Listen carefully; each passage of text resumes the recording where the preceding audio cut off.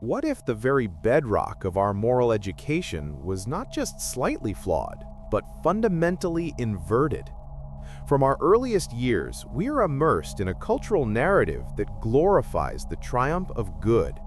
Our fairy tales end with the humble woodcutter marrying the princess. Our children's stories celebrate the honest ant over the careless grasshopper. And our public figures pay lip service to the ideals of integrity and decency. We construct entire philosophies and religions around the principle that virtue is its own reward, and that, in the long run, honesty and kindness pave a golden path to success and respect. Yet this cherished belief begins to crumble into a precarious illusion the moment we cross the threshold from childhood fables into the stark arena of adult reality.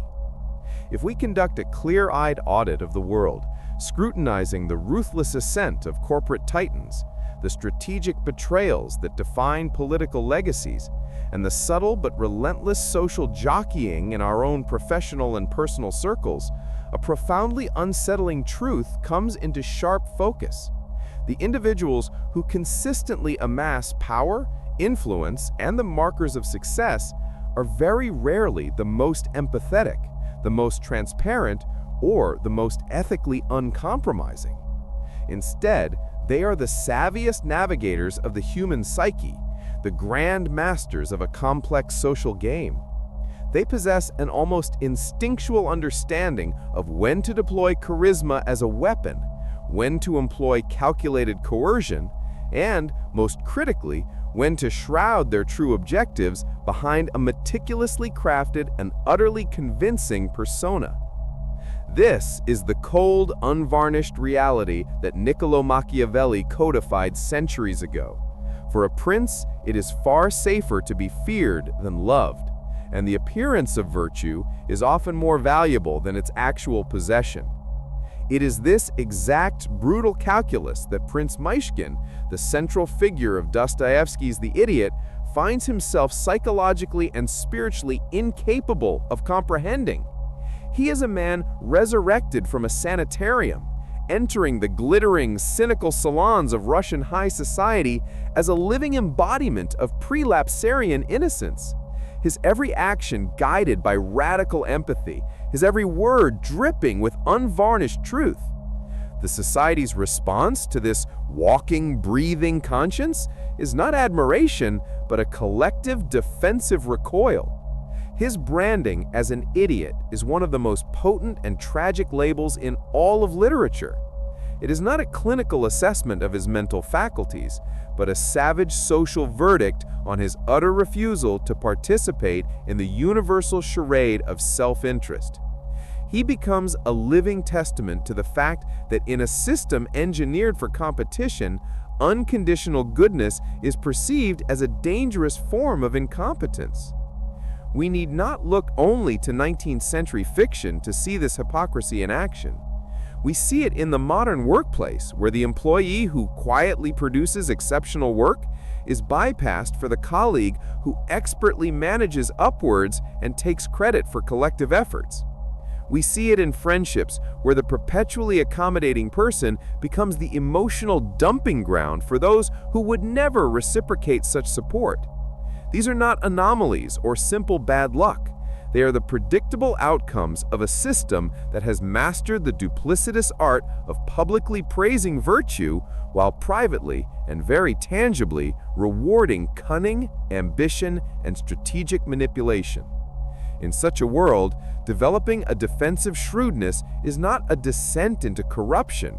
It is often the only rational strategy for psychological and professional self-preservation, a necessary armor in a society that has confused the appearance of goodness for the real thing. The profound rejection faced by individuals of genuine goodness, such as Prince Myshkin, cannot be adequately explained by simple malice or a societal preference for cunning. Rather, it stems from a deep-seated psychological phenomenon where innate virtue becomes an unbearable mirror for the compromised self. Myshkin's character operates as a flawless reflective surface, one that captures and returns the distorted self-images of those around him with terrifying, unedited clarity. His complete lack of social artifice, his refusal to engage in the subtle negotiations of status and power that form the bedrock of human interaction, creates a disruptive vacuum in which normal social defenses and personas become useless.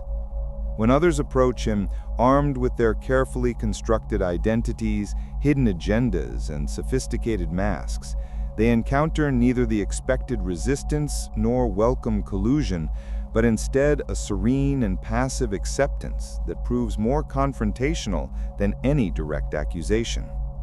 This paradoxical dynamic occurs because Myshkin's unconditional compassion and radical honesty provide no transactional friction against which people can define and justify their own moral compromises. They are left psychologically suspended in the uncomfortable silence between who they pretend to be and who they truly are, with all their contradictions exposed. The core mechanism at work is a powerful and acute form of cognitive dissonance, the intense mental distress experienced when one is confronted with undeniable evidence that contradicts their deeply held beliefs about their own morality. A merchant who prides himself on being honorable but engages in minor deceptions to get ahead. A socialite who values authenticity while meticulously curating every aspect of her public image. A nobleman who professes Christian charity while practicing ruthless social exclusion. All find their internal hypocrisies laid bare not through Myshkin's judgment, but through the sheer, unassailable fact of his existence.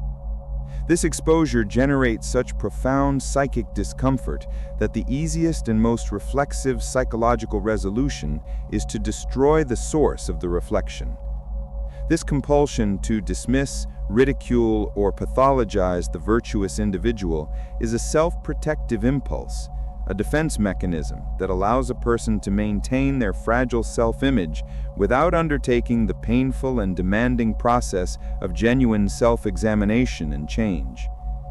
This explains the historical pattern of societies systematically marginalizing their most virtuous members, from Socrates being forced to drink hemlock for corrupting Athenian youth with his relentless pursuit of truth, to modern-day whistleblowers and activists being ostracized, smeared, and imprisoned for exposing institutional corruption and injustice. The consistent pattern reveals a tragic flaw in human social organization. We abstractly worship saints and ideals of purity, but we often cannot bear their tangible presence in our daily reality, because their unwavering light makes our own moral laziness, ethical shortcuts, and quiet betrayals all the more visible and indefensible. In Myshkin's specific case, his physical vulnerability, his epilepsy, and his occasional social awkwardness provide the perfect, convenient handles for his detractors to grasp, allowing them to medicalize his purity and thereby dismiss the profound moral challenge he represents. This process of othering is a societal coping mechanism, enabling individuals to pay lip service to values like kindness and integrity while systematically rejecting the living embodiment of those very qualities. It is a collective blindness where genuine virtue is strategically pathologized as naivete, where moral clarity is diagnosed as a mental deficiency, and where the person who refuses to play a corrupt game is condemned not for losing, but for revealing that the game is corrupt to begin with. The most profound and spiritually disquieting question emerging from the systematic persecution of genuine goodness is the undeniable, almost mathematical correlation between elevated virtue and profound suffering. Why does a life conscientiously dedicated to the highest principles of compassion, radical honesty, and self-sacrifice so frequently culminate not in fulfillment, prosperity, or social reward, but in a cascade of personal betrayal, psychological anguish, and ultimate destruction? This agonizing paradox forms the very nucleus of Prince Myshkin's tragic narrative in Dostoevsky's The Idiot, presenting a devastating counter-narrative to the simplistic cause-and-effect morality pervasive in our cultural consciousness, which insidiously suggests that good deeds inevitably attract positive outcomes and that ethical living is a reliable path to worldly success. The suffering endured by the virtuous is neither a random act of misfortune nor a meaningless tragedy. Rather, it represents a systemic, predictable, and almost mechanistic consequence of the fundamental incompatibility that exists between an individual who operates from a framework of radical empathy and unconditional love, and a world whose social, economic, and political structures are fundamentally architected upon the pillars of competing self-interests, hierarchical power dynamics, and pragmatic moral compromise.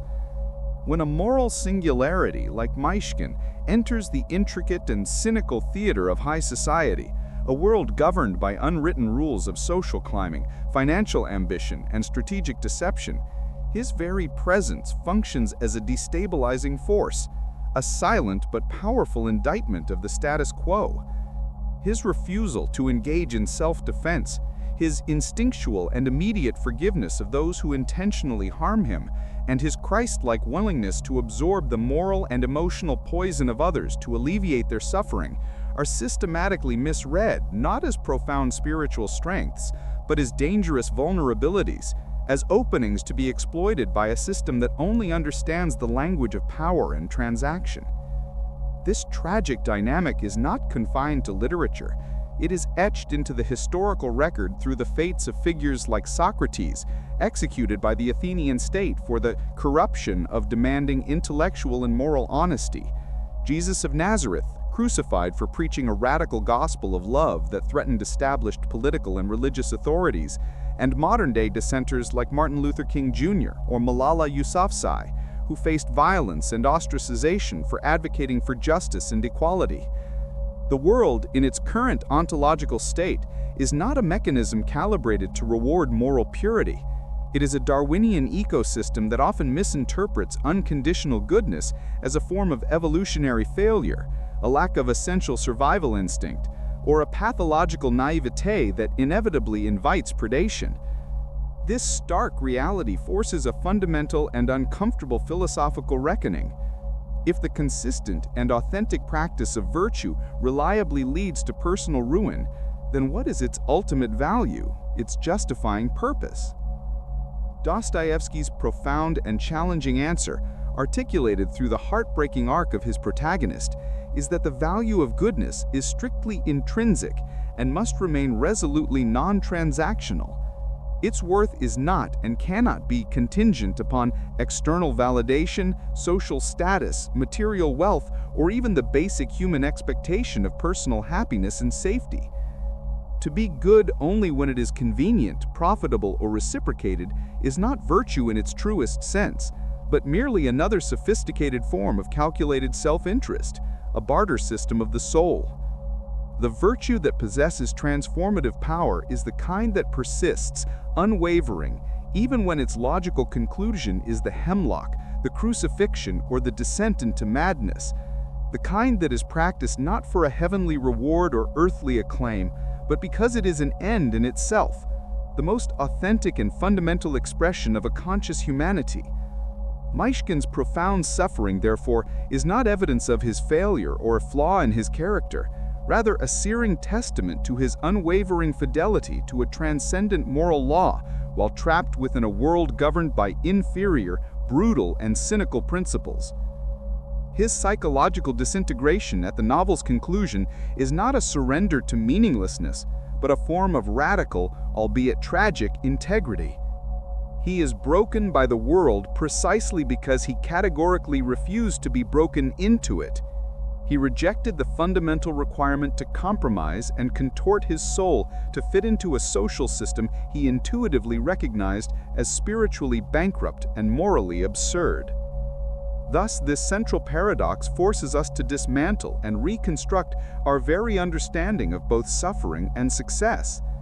It compellingly suggests that the ultimate tragedy of human existence is not the pain and sacrifice endured in the defense of one's most sacred principles, but the profound hollow emptiness of a life that successfully avoided all suffering by never embracing any principle worth suffering for.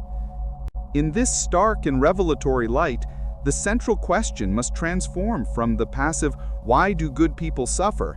to the far more unsettling, personal, and morally urgent inquiry, what does the systematic destruction of our best and most virtuous individuals reveal about the fundamental architecture of our world? And what does our own complicity in this system confess about the condition of our own souls? If the narrative of the virtuous individual concludes not in triumph, but in tragedy, and if their goodness is intrinsically valuable yet leads to their destruction, we are compelled to ask, wherein lies its power? The answer, elusive and profound, is that the power of radical goodness, like Prince Myshkin's, operates on a frequency imperceptible to the conventional metrics of success and failure. It is a transformative force that works not through dominance, but through resonance, not through loud proclamation, but through silent, indelible inscription upon the human soul. While Myshkin's story ends with his psychological dissolution, a return to the oblivion of his Swiss sanitarium, to view this simply as a defeat is to fundamentally misread Dostoevsky's purpose. The prince's true impact is measured not in the preservation of his own sanity, but in the irreversible fissures he creates in the moral certainty of those around him. His character functions as a moral and emotional catalyst, accelerating reactions in the souls of others that would otherwise have remained dormant. Consider the fates of Rogojin and Nastasia Filipovna, both torn apart by passions of possession, pride, and self-loathing. Myshkin does not save them in any conventional sense. In fact, his intervention is linked to their tragic ends. Yet, in their final desperate moments, it is his unconditional, non-judgmental love that becomes their sole reference point for grace in a world devoid of it. He becomes a haunting memory, a ghost of lost purity that they can neither fully embrace nor ever truly exercise. This is the quiet, unbreakable power of the fool. It is the power of a lingering question, a stubborn splinter of light in the mind that continues to prickle long after its source has been extinguished. This power does not seek to conquer territories or command obedience. Its ambition is far grander and more subversive. It seeks to conquer the internal landscape of the human heart by revealing a terrifying and beautiful possibility, that one could live without the armor of hatred, without the currency of manipulation, and without the prison of perpetual self-interest. Myshkin's passivity is in fact a form of active resistance, a relentless, peaceful invasion of a world built on warped values. He changes people not by telling them what they should be, but by showing them, through his mere being, what they could be. This is why he is so threatening, and this is why his influence persists beyond his physical and mental collapse. In our own lives, we may recall moments where an encounter with unexpected and gratuitous kindness, a stranger's help, a friend's forgiveness when it wasn't deserved, a simple act of integrity altered our trajectory, not by changing our circumstances, but by changing our perception of what was possible in human interaction. These are the real-world echoes of Myshkin's power. Dostoevsky thus presents us with a radical redefinition of strength. The world's wise individuals, the Rogojins, the General Epanins, navigate the system expertly, but remain enslaved by their base desires and social calculations.